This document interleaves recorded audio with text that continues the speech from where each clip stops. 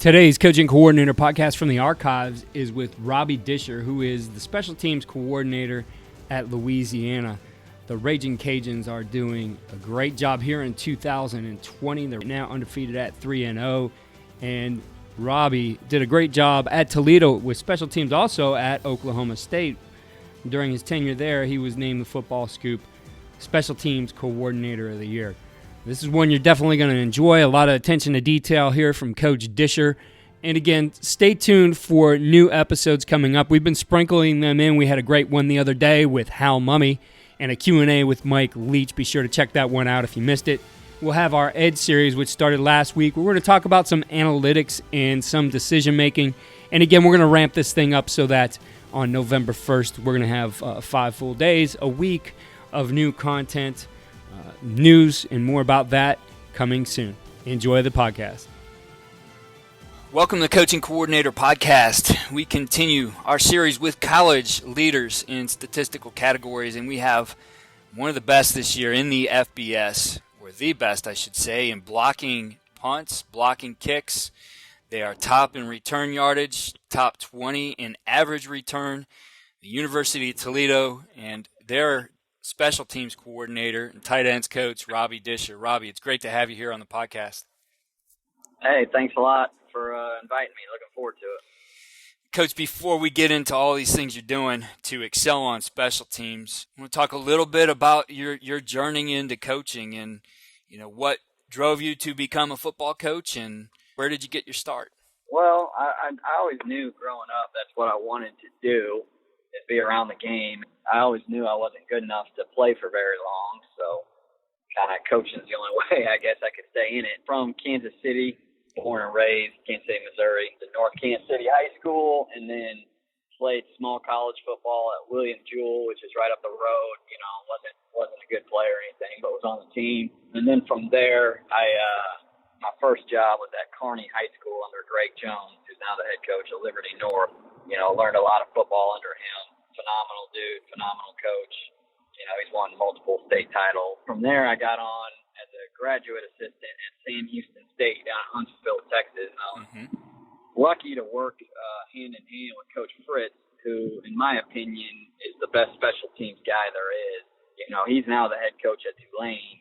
Everywhere he's ever been, he's run his own special teams. He does the meetings. He does everything, calls it. And, those guys are really, really good everywhere he's ever been, whether that's Central Missouri or Bullen Junior College, Sam Houston State, Georgia Southern, Tulane. They are always really good. And, that's the guy who I learned most from about it. I think if you sat in his meeting or you sat in a Toledo special teams meeting, they probably sound pretty similar. So, 90% of what we do is kind of stolen from him. I ended up being there for 4 years, 2 as a GA, 2 as full-time coach. And then from there, I went to Oklahoma State as a GA, kind of a unique deal. Coach Gundy has a grad assistant run the special team. So I was lucky to get that opportunity. And, we had some success there. And it's pretty easy to have success when you got Tyreek Hill as your returner. It's hard to screw that one up. And then from there, was lucky enough to get on at Toledo under Coach Candle. So just about to finish after this bowl game, our 3rd season here. So really appreciative of the opportunity he's given me and my family, and love it up here. Yeah, and at Oklahoma State, you won the honor of Special Teams Coordinator of the Year in 2014, presented by Football Scoop. And I think what's unique about those awards is, those nominations come from your peers. It's not a media-based award, and I think, those probably have the most value. So you've certainly made an impact in your coaching with what you've done in special teams.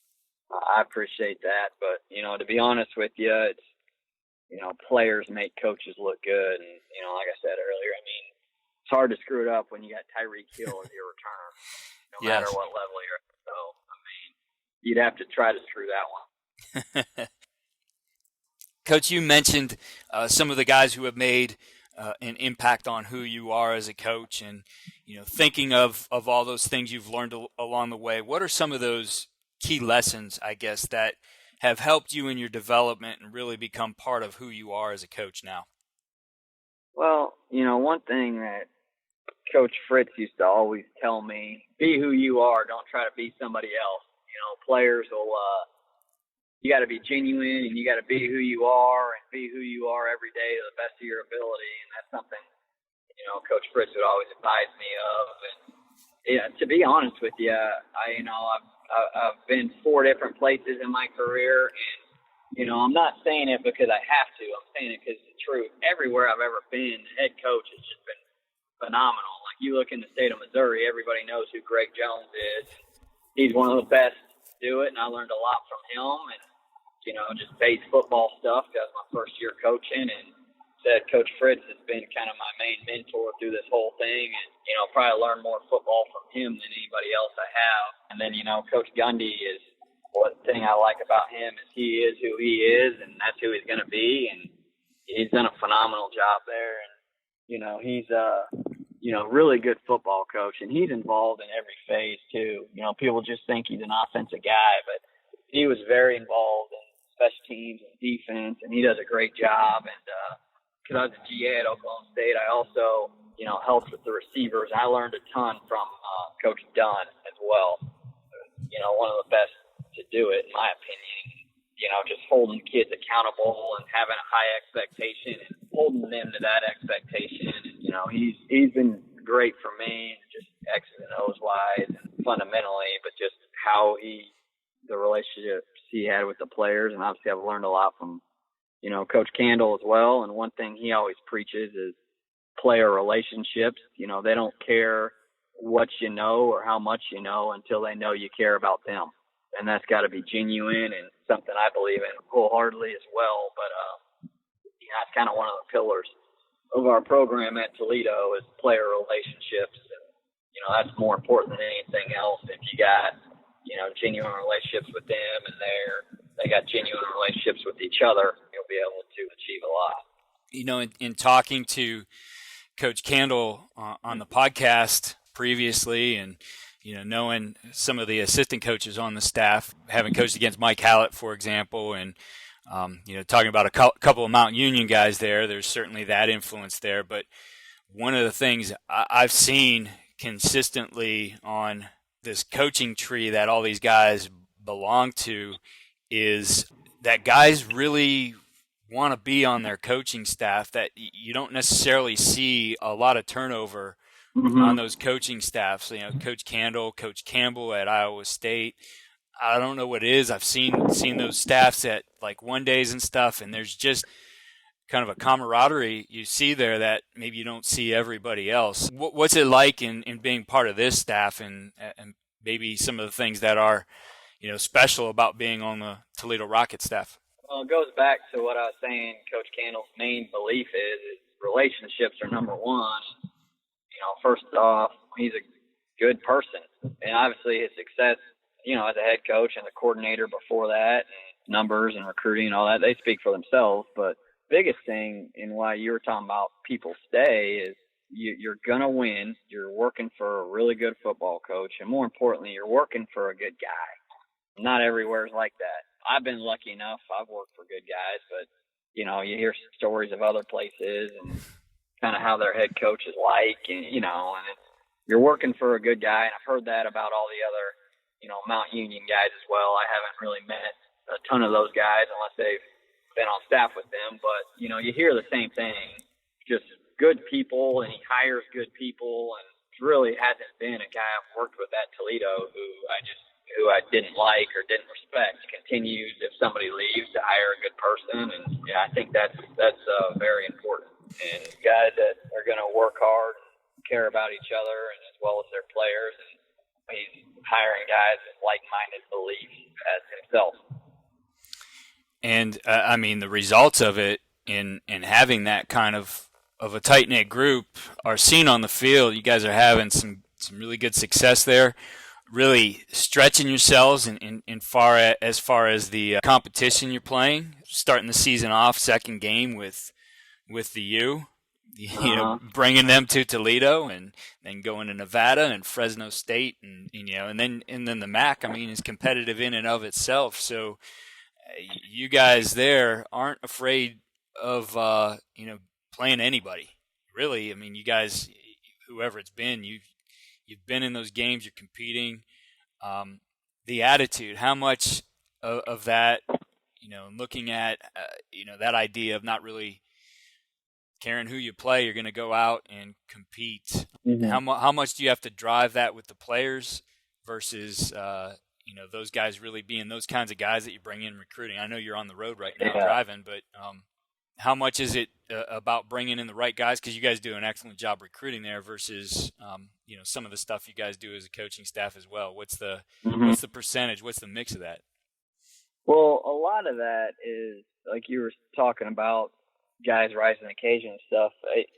That's part of your job as a college coach, is your right guys and guys that love football and are physically and mentally tough, and guys you don't have to chase around to get to class and stuff like that, accountable guys. And I mean, obviously talent too. I mean, that's the most important.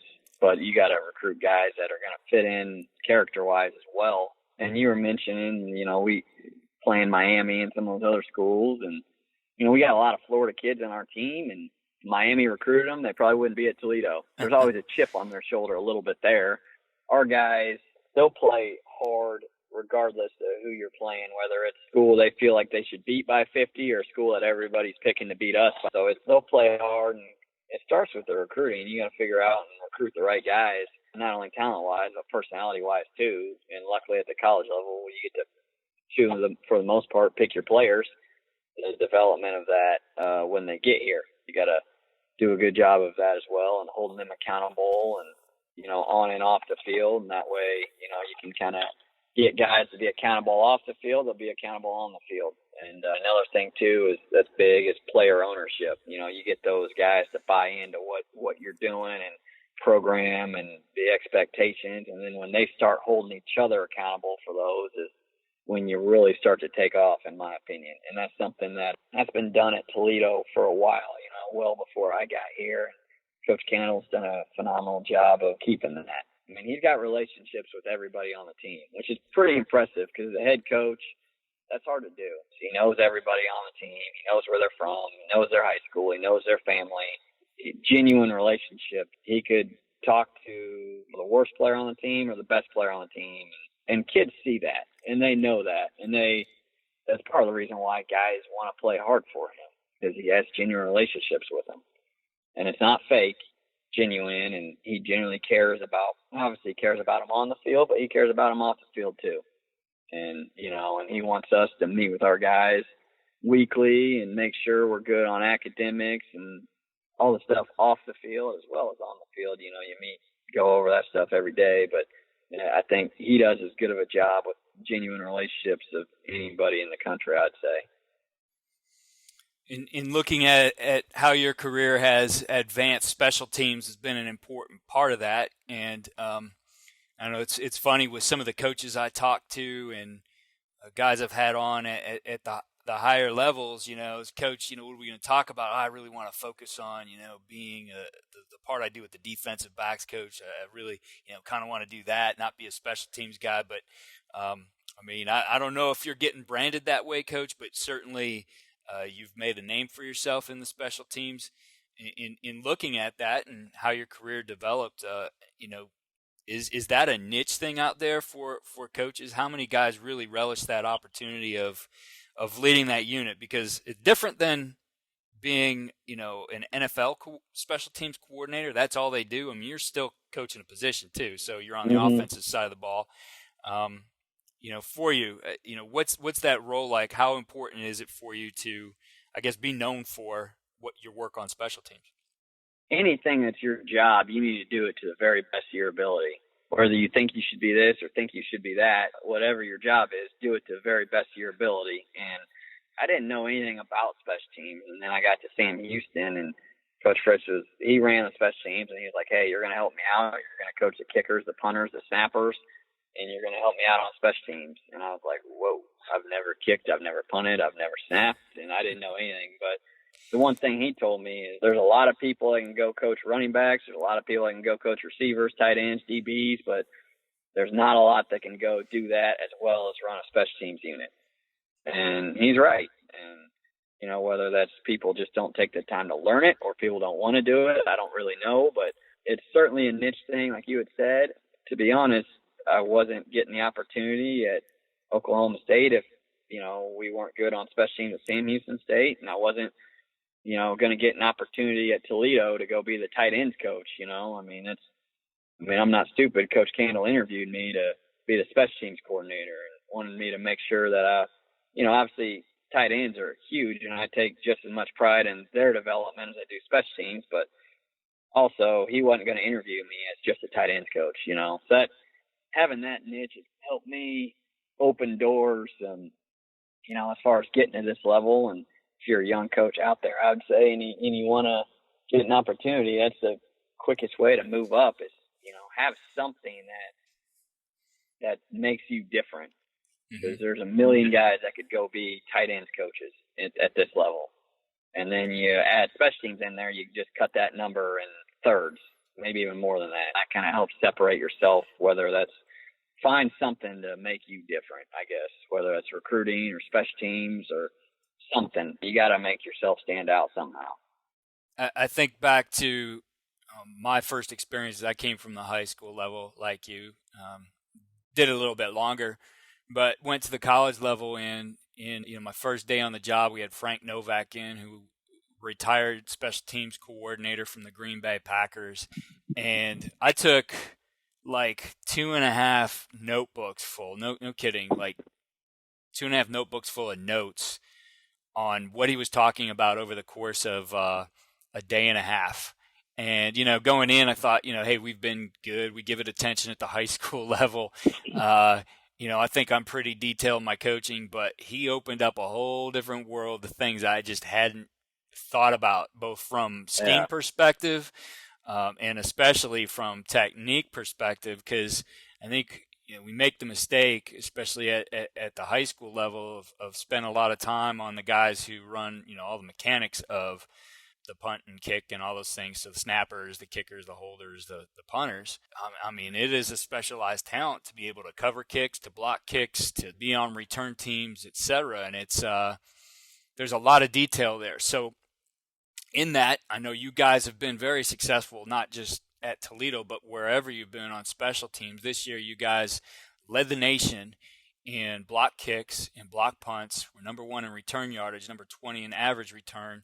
Part of it, yes, is because you have guys, but also I know this is that you're putting a lot of preparation into it. You're putting a lot of detail in it. For you, what are the key things to excelling on special teams in the work you're doing, both with your coaching staff and with the players? Well, you had mentioned technique fundamentals, and I think that's oftentimes something that gets overlooked in special teams. You're not gonna tell your offensive line to block that freak defensive end without telling them how to do it. It's the same thing on special teams. You gotta make sure you practice the fundamentals of what you're trying to get done, especially in like spring ball or fall camp and early in the season. And you got to continue to coach the fundamentals and the details of that during the season as well. And, and I wholeheartedly believe that I would rather be simple, maybe on a return unit, do 2 or 3 things really well, as opposed to be average on 10 things. And that's kind of always been my philosophy on that. And, I think that starts with fundamentals and having your guys obviously execute all those things as to the highest level of their ability, keeping it relatively simple. Your guys can get really good at the stuff you're trying to teach. And I think you got to do a good job on special teams and those drills is evaluating the guys that can do it and the skills you're asking them to do, the techniques, the fundamentals and all that. And, you got to have drill work to emphasize what you're trying to get done, and you got to be able to evaluate who can do it. And it's easy to say, yeah, our all-conference safety or all-conference corner, those guys can, well, no doubt. Everybody knows that. But, what about your 2s and your 3s? Who can help you in those roles and their opportunity to get on the field, and what can they do for you? And you got to put those guys in position to do what they do well. To me, your scheme has to match what your players do well. But I think you kind of find out what they can do through drills and who can do it and who can do it really well. And, you kind of go from there. But I think that's the first part you got to start in is doing some drills and competitive drills that emphasize technique and fundamental, and kind of get your guys who can do it and who's going to give great effort on it. And then after that, you kind of go through the scheme stuff. But I think you got to master the technique and the fundamentals before you can expect to put in your scheme. Coach, what are some of those drills that you really like to be able to figure some of those things out, both from seeing that a guy has a certain skill, but also seeing him really compete to win that job? You had mentioned punt return stuff, so I'll kind of go through some of that. One thing you got to do is you got to do drills where you're blocking punts, and you'll either have a coach up there and do it, or you'll have, maybe a second kicker or second punter do it. But you show them how to do it. You go over it in a meeting. You show clips of it being done right, and then you have a drill set up where you got, we'll use soccer balls to block kicks, so we're not like breaking any fingers or anything like that in a drill, but you got to see who can take it off the foot and who can take a great pass and stay off the punter and all the stuff you're trying to teach, and keying the back tip of the football on the snap, like all the stuff you talk about. And then you go do it and see who can do it and who can't, and then you kind of know, because blocking a punt is such a specialized deal. Not everybody on your team can do it. You could put me and not even block me right in the A gap, and I ain't getting there. So you got to figure out, typically you'll have a handful of guys that have a niche for doing it. And then you progress, you're trying to find ways to get those guys free to block a punt, because not everybody can get there. And, you got to figure out try to find creative ways to get those guys free that you trust, that are going to stay off the punter and have the ability and the juice to get there as well. And then you're working on the hold up stuff, you're working on fundamentals of all that. We'll have a lot of competitive drills that we'll grade, and we'll post like their record the next day. I went against him and I won 3, I lost 2, or whatever, where you're working on the coverage and you're working on the return part and condense it. You don't need to run 50 yards to have an efficient special teams drill. You kind of start them in phase and maybe do the last 15 yards of the coverage unit and grade that and put guys that you want to see against good players and see how they do in those situations. But I think you got to start at the basics, and day one drills, just working on the base technique and fundamental of a hold-up and base technique and fundamental of blocking a punt, see who can do it, and then kind of progress to more competitive drills from there. And then you kind of weed out maybe a list of 60 guys, so a list of, all right, these are my 22 guys I want, and they can't all be starters. Everybody can go say, like, Cody Thompson, yeah, he could start on all 4 units for us, but he's also the best player on our football team, so you ain't getting him on 4. So figure out which one's going to fight the head coach to get him on, and then kind of go from there. And I know as a special teams coach, that's kind of the parameters you have to work in. And is there any kind of formula you guys use for how many units a guy is going to be on if he's a starter? Different guys can handle different things. Like Cody, I mentioned, plays every play on offense, and started on 2 for us this year, which is a lot of football. He plays a ton. Most guys can't handle that, I would say. And there's no like written rule in stone that Coach Candle has for us, and he's been really good. Like if I go to his office and say, hey, I need this starting safety on the punt team, it's never been an issue. But when you're working for a head guy that's like that, I think you have a responsibility too to make the depth chart like you would if you were the head coach. The easy thing for us to do is put your whole starting defense and guys like Cody Thompson on offense on everything. That's the easy thing to do. But typically I would say at Toledo, most of our starters are on 1.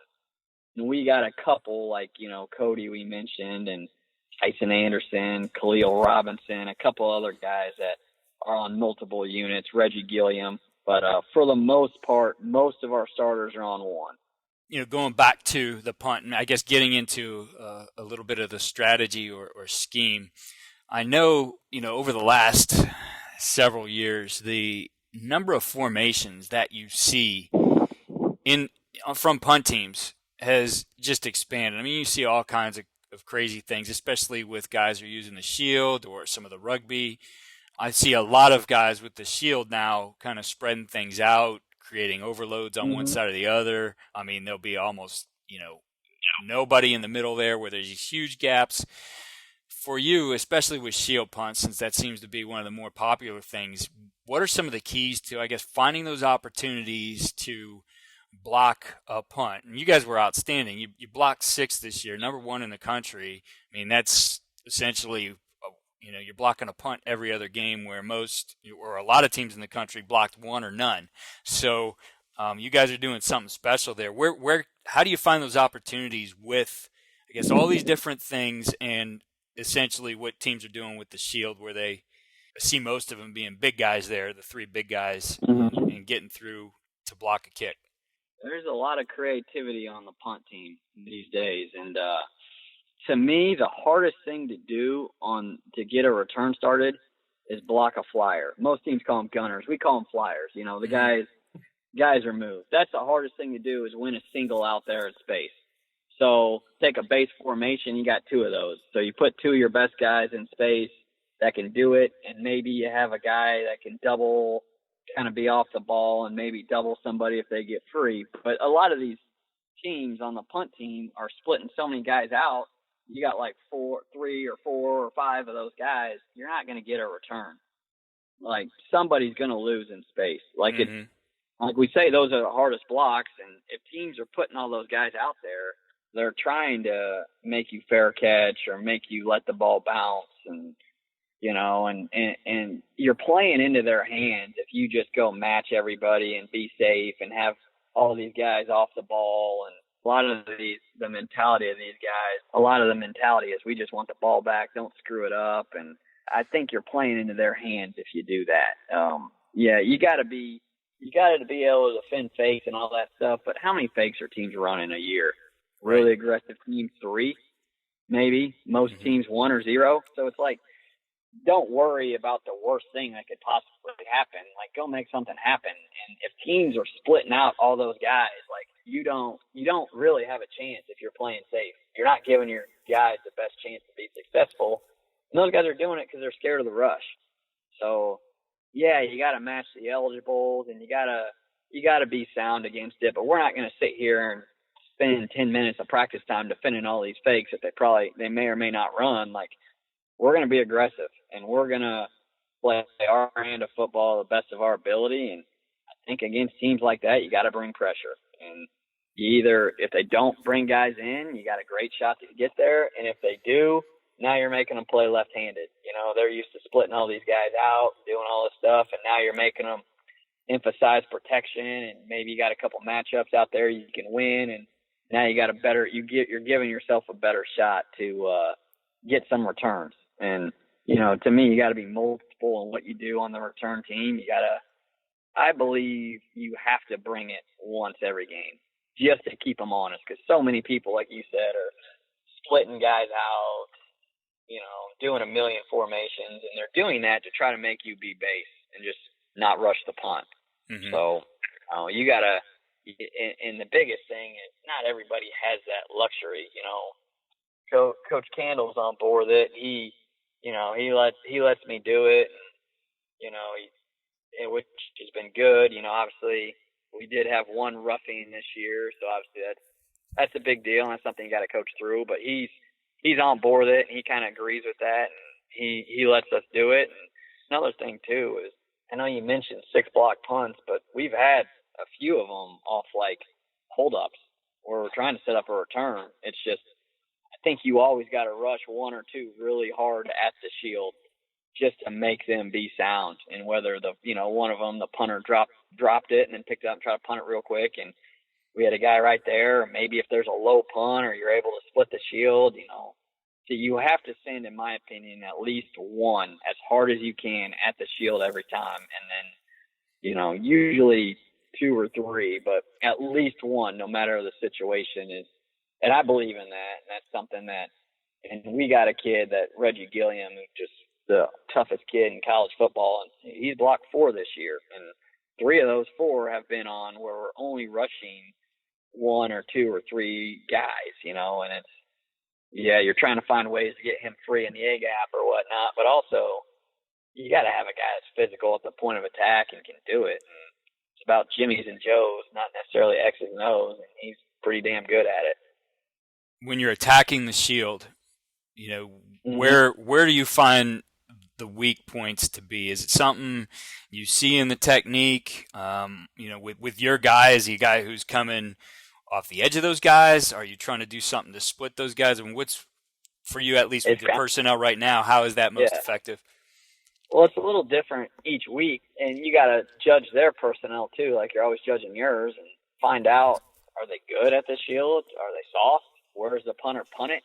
Sometimes if the punter is too far back from the shield, your best chance is to get it off the edge. If your punter's too close to the shield, then your best chance is to get it up the middle or going through the shield. So you just kind of got to figure out what their weaknesses are too, and that changes week to week.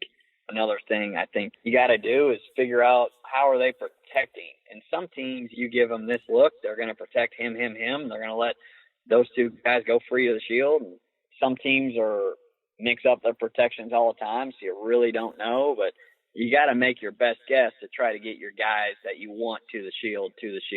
And then you kind of got to tell them what to do when they get there. And, maybe you're fitting this gap or you're attacking this guy and you're off the edge. And, they got to understand where the block point's at. And, if the team is a rugby team and changes a launch point, is there a certain indication you can give them, whether that's by formation or maybe, a cadence too? If they're sitting here the whole game and saying red or blue and blocking right or left, and all of a sudden they come out and say something completely different, or, say Australia or whatever, then okay, it could be a rugby punt.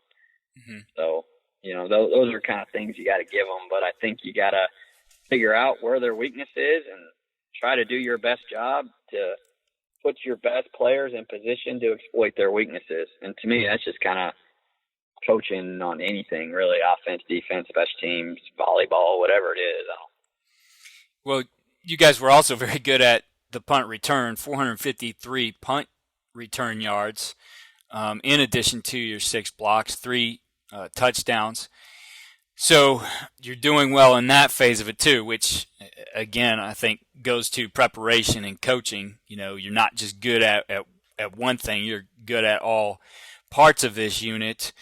Do you feel some of that ability to block the kicks and have essentially that guy you talked about? Does that help you in the return game? And I guess the other thing too, with the amount of shield punt, how big of an advantage is it for you when essentially you only have to block 7 guys, because you got 3 guys who usually are O linemen and tackling's not their thing, and then you got the punter who tackling definitely isn't his thing. So what kind of advantages do you start to look for there?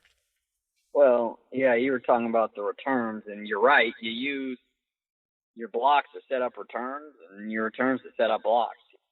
The biggest thing is, and this isn't going to shock anybody, we have a dude at returner who's really good, who could be the starting returner at some SEC schools playing in the MAC. That's the most important part. You got good players. So teams we had some success. More of our blocks came early, but we had some success early, and that kind of got teams to come in and, tighten their formation, tighten their alignment. You can kind of manipulate how they're protecting with some of your good players, because luckily for us, we've had 3 different guys block punts. Obviously one of them blocked 4. Cody Thompson, another guy who I've mentioned a couple times in here, has blocked 1 for a touchdown this year. He also has blocked 2 others in his career before I even came to Toledo. So he's been doing it for a long time. And, you can set up holdups. Maybe you can get their best player, put him or Reggie in that gap to make that guy block them. And he ain't just going to chip and go because he's scared of a block. He's actually got to be on the protection. So maybe that can keep their best player in for a couple extra seconds, and that's another minor advantage you can have. And that's why I think you got to be able to move guys around throughout a game to not be predictable, but, also show that you're going to bring it and that you're going to hold up and try to make those looks as similar as possible. It doesn't always work that way, but you want, your stance, your body language, all that to look the same every time, just so teams can't free release on you. Another thing that the biggest thing, I guess, you were talking about returns, to us is vertical separation between my guy and the returner. Mm-hmm. So, if you know a certain look, how they're going to protect, and you can tell your team, like, hey, this guy is going to step to his right. So you need to be here, be physical, expect this, keep them on the line of scrimmage as long as possible, and then kind of teach them trailing harass and finish when you get down the field. But the biggest thing is the vertical separation and get the return started. Everybody's going to put who they feel like is their best player in space and most dependable guy back there at returner. You know, we're lucky that we got one that's phenomenal, but everybody's going to put somebody that they feel like is really good back there. And we always tell our guys, that guy's going to make the first guy miss. And usually Deontay makes the first three guys miss. But the biggest thing is own the ball, no penalties. So if you got to call fair catch, you got to call fair catch and field all catchable punts, but refrain from a penalty because he's going to make the first guy miss. And if I lose my guy on the line of scrimmage and I can't midpoint him or I can't do a hit by when I get down there, pull off, find someone new because Deontay is probably going to make that guy miss. Just no penalties because penalties in the kicking game they're not 10-yard penalties. Those things can be like 80-yard penalties sometimes, So, like, those are huge, and those are momentum killers. And I think you got to coach through that and coach those situations. And to be honest with you, we did a poor job of that early. There was one game early in the year where we had a punt and a kick return called back, and both were the correct calls. We just felt like we had to do a better job of coaching our guys on what to do if we lose the block and do a better job coaching them to make the block in the first place. And that's something you're always working on. And if a guy loses on the line of scrimmage and he refrains from a penalty and leads up and finds someone else, you praise him in the meeting for it. You tell him how he could have made his block, but you also credit him for having the discipline to pull off a penalty and lead up and find someone else. And your returner should be able to make a guy or two miss if he's really good. And just like on offense in the run game, you can't block everybody on a run play. You just can't. You got to depend. You block the most dangerous ones, and your back's got to make the unblocked player miss, whether that's a nickel or safety or whoever. Kind of the same in the return game too, to be honest with you. Coach, before we got going, we were talking about one of the key stats you really like to look at rather than average return yards or those other types of things is starting field position. And it's something you want to provide some great starting field position, both ways for coordinators. So talk to us a little bit about why that stat is so key to you. Well, when we do our self-scout stuff and kind of evaluate ourselves, that's the most important thing. I think, the most overrated stats, at least in the kicking game, are punt return average, kick return average, and opponent kick return average. It's all about where you start. If we wanted to lead the country in opponent kick return average, we could sky it, we could squib it, we could do that every time and probably do that. Now, our starting field position might be the 35, and it'd probably be the worst in college football. But if you wanted to lead the nation in that stat, you certainly could. And there's certainly time. I'm not saying you can't do those things. There's certainly times to mix up the location of the kick, and there's depending on the situation, there's times to do it. But I think that's an overrated stat. I think if you're evaluating yourself, you need to look at the starting field position, in my opinion, and on kickoff return. And I think if you look at us, return against us on kickoff is in the middle of our league, but we had one sky kick this entire year. So I think you trust your guys, you trust them to go make a play, and it's your responsibility as a special teams guy to play to win, playing not to get beat. Kick it deep and try to tackle them inside the 20. And if they get a good return of the 28, it still beats a squib kick, sky kick.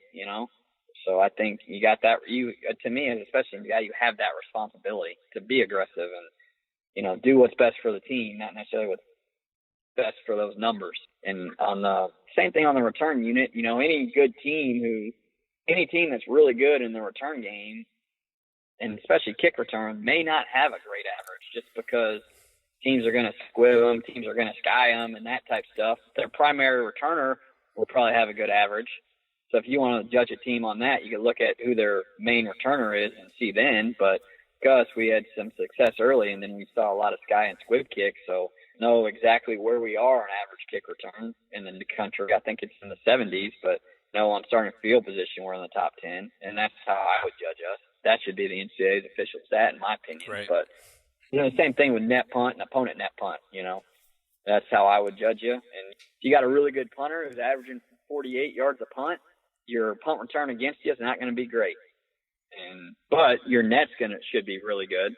Those are the most important stats if you're judging those units, in my opinion. Right. Well, Coach, you guys are doing a lot of great stuff there at Toledo. What would be one thing you would point to, and the things you do as a coach that you really feel gives your guys or your units the winning edge? I think the biggest thing in special teams is getting guys to buy in and having it be important to them. Because the guys you sign aren't necessarily, they're not coming to Toledo to go run down on kickoff.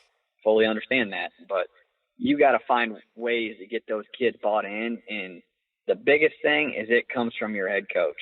And best thing for us is our head coach is involved in it. He sits in every meeting. He's coaching it on the field.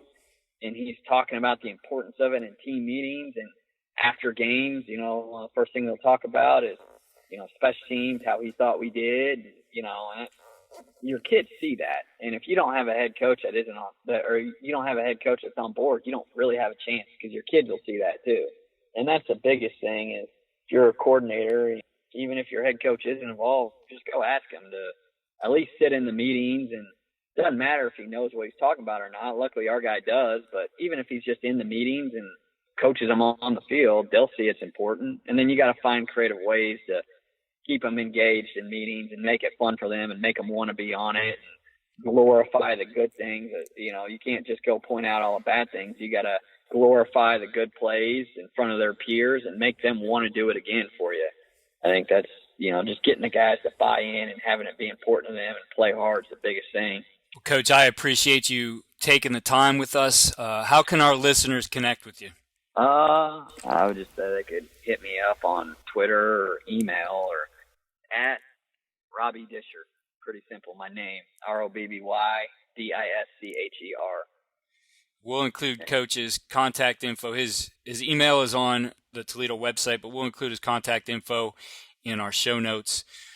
Coach, best of luck to you as you head towards early signing day and getting ready for the Bahamas Bowl. So best of luck to you guys in all the things you're doing and in 2019. Thanks a lot. I really appreciate you having me.